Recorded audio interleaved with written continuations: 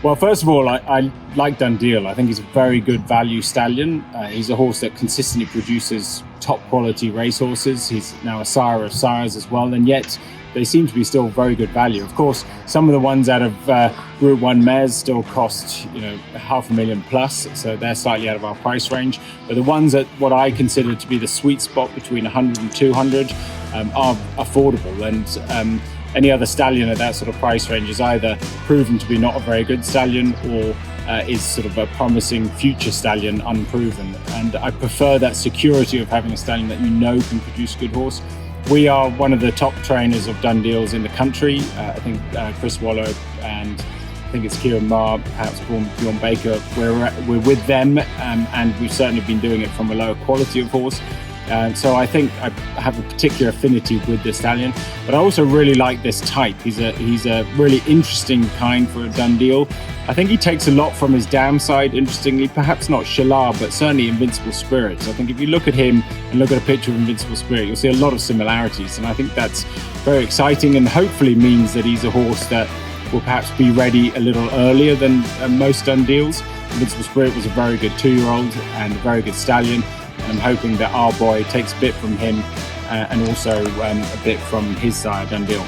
My father trained plenty of Invincible Spirits. He'll probably ask me, did he train a good one? I can't think now. I'd have to go back and check with him. But in my head, he's a stallion that I grew up with and was always a horse that produced very good runners and also stallions himself. Obviously, I'm Invincible is one. And, to have a chance, I think, to produce a horse that can not only be a good racehorse but also have the pedigree behind him to be a stallion potentially, I think is very exciting. He comes from a really interesting mare line. I encourage anyone who's interested in their pedigrees to go back through his family, all the way back to the first mare of his family. He comes from a family called the 4M family. They actually produced a champion 2-year-old in America called Blue Peter. So it's a really interesting, fascinating pedigree, and one that you can get really into.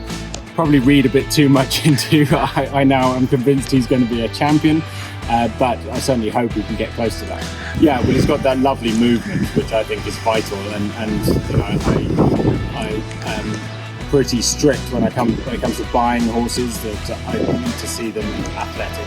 Of course, there are no walking races, but if they can be athletic at a walk, it's a good sign that they have good rhythm, good movement, and I think that's usually an indication that they'll at the very least move well at a canter and a gallop.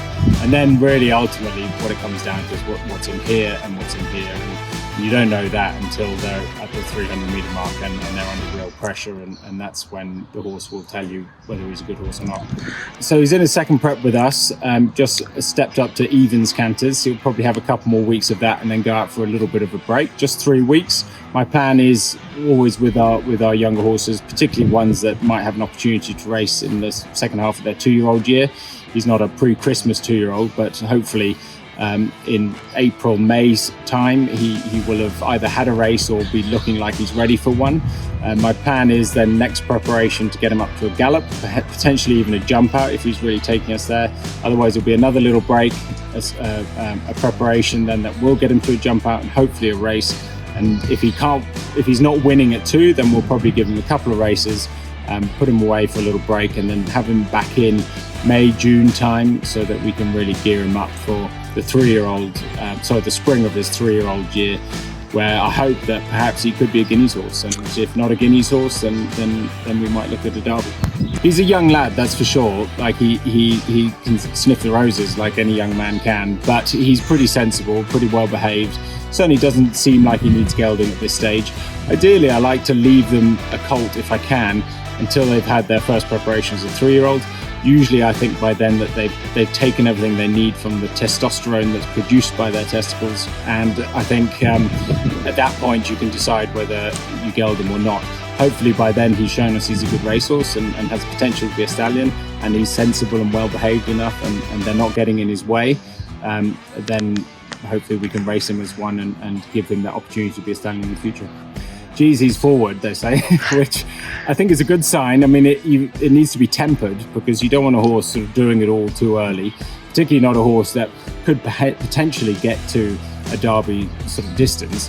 As I say, with him for now, in my head, I'm keen to treat him like a potential Guineas horse, or certainly a decent miler.